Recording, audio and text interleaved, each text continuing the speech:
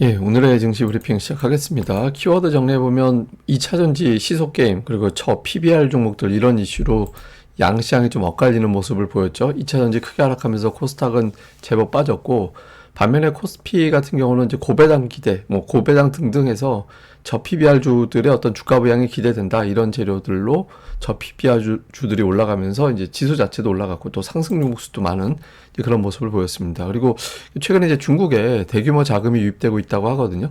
그러니까 중국에 자금이 들어간다는 얘기는 달러가 흔해진다는 얘기고, 그러면 위안화 환율이 내려갈 수도 있게 돼서 이게 이후에 이제 환율의 변수가 될 가능성이 있습니다. 최근에 외국인들 선물 매수도 또 이 부분하고도 연결이 좀 일부는 있는 것 같은데, 어쨌든 요 이야기도 잠깐 해보고요. 그리고 연결지어서 외국인들이 올해 들어서 최대 규모로 선물 매수를 했다라는 점 주목을 좀 해봐야 될 것 같습니다. 우선 이제 FMC 앞두고 있는 시점인데, FMC 회의 자체에 대한 공포감은 없는 것 같아요. 그러니까 오늘 닉 티밀하우스 기자가 올린 기사를 좀 보면 1월은 동결한다. 그리고 이제 인플레이션이 낮아져가지고 실질 금리가 워낙 높아져 있는 상태라서 인상이 끝났다. 이런 신호는 줄 것 같다. 그리고 연준이 이제 경기 침체는 원하지 않고 있어서 일부에서는 이제 채권 금리 하락해서 또 증시가 올라가서 소비 증가될 가능성이 있다고는 하는데, 이것 때문에 지금 3월에는 인하 안 할 것 같고 5월 이후에나 이제 내릴 것 같다. 또 일부에서는 6월 이후에나 올릴 것 같다 이런 등등이 있는데, 근데 이제 마지막 에스터 조지의 이야기를 좀 주목해 봐야 될 것 같아요. 그러니까 인하에 대해서 너무 신중하면 노동시장에 타격이 생긴다. 그러니까 경기 침체를 연준이 원하진 않는다라는 거를 간접적으로 보여준 대목이거든요. 그래서 어쨌든 내용으로 봤을 때는 이번 FOMC가 어마어마하게 무서운 이벤트는 아니잖아요. 그래서 FOMC 앞두고 특별하게 이것 때문에 시장이 올라간다 내려간다라기보다는 그냥 일단 보고 넘어가지 요 정도 재료가 된 걸로 보여집니다. 근데 이제 코스닥은 재료가 나쁘진 않은데 많이 빠진 건, 제가 보기에는 2차전지 시가총액이 너무 커져서 거기에 따른 후유증이 계속 이어지고 있는 측면도 있다라고 보거든요. 그러니까 코스피로 넘어간 LNF가 오늘 급락을 했잖아요. 특별하게 코스피 넘어가서 악재다 이런 게 아니라, 오늘 저 PBR 주 쪽의 매수가 워낙 강하다 보니까 PBR이 높은 종목들에 대해서는 매도가 또 강하게 나오고, 대표적인 게 또 2차전지주들이 되는 거죠. 그래서 이게 빠지고 LNF가 넘어가면서 에코프로와 에코프로비엠 두 종목의 시가총액 비중이 코스피 두 종목의 코스닥의 시총 비중 10% 가까이 돼버렸거든요. 그러니까 두 종목이 아침부터 밀려버리니까 코스닥도 하락 전환하고 그 상태에서 회복이 안 되고 그대로 가버렸죠. 그러니까 특별한 어떤 악재보다는 종목별 수급 갈아타기, 이런 현상이 나오면서 이제 좀 코스닥이 되게 많이 빠지는 그런 모습이 나왔습니다. 근데 중국발 재료가 있긴 했는데, 중국에서 청산한다, 아니면 또 중국 펀드 119억 달러 지난주에 이제 매수가 강하게 유입됐다. 이거 사실 환율을 떨어뜨리는 요인이 될 수 있거든요. 위안화 강세, 환율 하락 이런 요인이 될 수 있어서, 이렇게 되면 이것 때문은 아니지만 오늘도 외국인들 선물 되게 강하게 들어왔잖아요. 그러니까 선물이 강하게 들어온다라는 거는 선물은 코스피 200을 대상으로 하니까, 그럼 아무래도 대형주 쪽에 힘이 쏠리게 되고 코스닥은 눌리게 되고, 이런 어떤 수급의 어떤 바란스가 붕괴된 것도 오늘 양시장이 좀 엇갈리는 그런 역할을 줬던 것 같습니다. 그리고 무엇보다 이 PBR 재료가 제일 강력했어요. 이게 요일별로 보시면 19일, 24일, 그다음에 오늘 버전 보면 계속 이 내용들이 보도가 되고 있었거든요.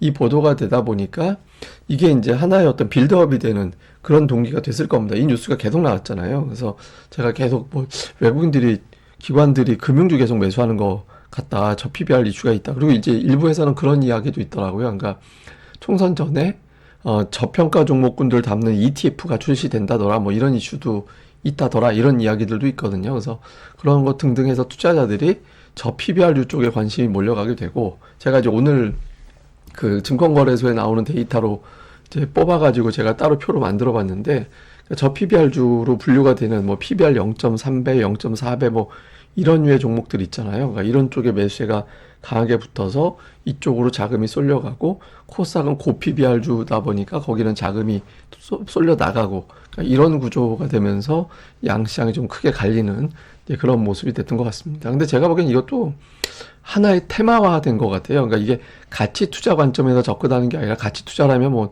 신규 자금이 들어가야 되는데, 코스닥의 어떤 변동성을 어느 정도 좀 활용하는 투자자들이 저쪽으로 넘어간 측면이 있어서, 이거 같은 경우는 가치 투자 관점보다는 일종의 좀 테마로 봐야 되는 게 아닌가, 이렇게도 보여집니다. 그러면서 오늘 종목들 보면 삼성전자는 일단 동시효과 전까지 한 75,000원 정도 움직였었죠. 그러니까 이제 뭐 갤럭시 새로운 폰이 판매가 호절 보이고 있다. 뭐 미국에서의 어떤 보조금 이슈 이런 것들 때문에 올라갔고, 자동차 실적과 배당 저 PBR, 그다음에 금융주는 대표적인 저 PBR 해서 이제 시장에서는 주로 이제 PBR 관련된 이슈로 관련된 종목군들이 좀 강세를 보이는 그런 특성이 있었습니다. 자, 수급에서는 오늘 주목해봐야 되는 게 외국인들이 많이 샀다라는 것도 있지만 선물을 정말 많이 샀거든요. 그 지난주부터 선물 변동성, 제가 이제 수요일인가요? 그때 방송 제목이 아마 수급 턴이 된 것 같다고, 뭐 하여튼 그런 취지의 어떤 제목을 단 것 같은데, 어쨌든 외국인들이 작년 말에 무려 10만 개 가까이 들어왔던 매수를 올해 들어서 7만 5천 개를 반대로 돌렸다가 이제 매수로 돌리기 시작하는 그런 움직임들이 좀 있거든요. 그래서 뭐 이게 이제 결과적으로는 지수 대형주를 끌어올리는 결정적인 계기가 됐죠. 그래서 외국인들이 그 5,400억 매수 중에서 삼성전자 2,200억, 그다음에 자동차주를 두 종목 1,000억 가까이 이제 매수를 했고, 그다음에 역시 금융주.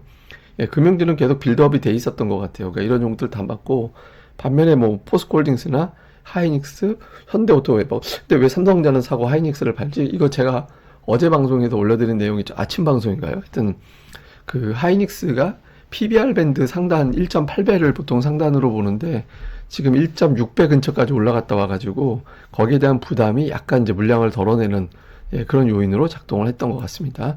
다음에 기관은 되게 독특합니다. 오늘 기관이 2,200억 샀는데 삼성전자하고 하이닉스가 매도해요. 그리고 레버리지를 담았거든요.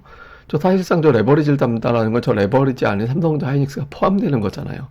그러니까 이제 외국인 저 기관 같은 경우는 추세로 종목을 담는 게 아니라 그러니까 변동성을 어느 정도는 좀 활용하는 그런 투자를 하고 있다라는 거죠. 그래서 기관들이 그런 게 좀 아쉬운 것 같습니다. 그 외에 보면 뭐 금융주 있고 자동차주 있고, 역시 저 PBR에 해당되는 종목군들, 뭐 SK가 순매수 2위였잖아요. 그러니까 그쪽 종목을 좀 집중을 했고요.